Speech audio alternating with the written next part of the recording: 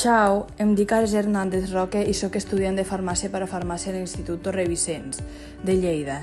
Aquest estiu he anat d'Erasmus a Trapani, un petit poble on no sabia ni on m'endinsava ni què m'hi trobaria, i allí vaig descobrir un nou món. Vaig tenir la gran sort de poder fer moltíssimes excursions i conforme veia més pobles i anava a fer més viatges, m'enamorava més. Jo mai havia estat en una farmàcia i durant l'experiència em va tocar fer les pràctiques a la farmàcia de Vilacqua, on em van ensenyar absolutament de tot i em vaig emportar uns grans companys i professors de vida. Però bé, l'Erasmus és molt més que anar a fer unes pràctiques a l'estranger, sinó cada dia anar pujant escales i ara enyorar-les. Cultura, idiomes, la gent i un lloc que quan marxes no saps on vas i només arribar ja et sents com a casa. L'Erasmus també serveix per creixement personal, per veure que tu vals molt i entendre que pots amb tot, sense l'ajuda de ningú.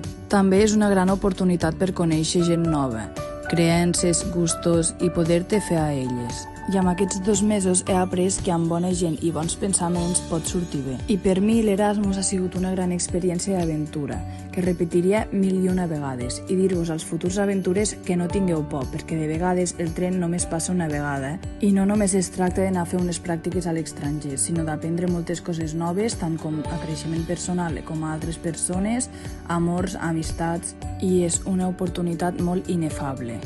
Infine, grazie a tutto noi che abbiamo potuto fare di questa un'avventura. Non è un addio, è un arrivederci.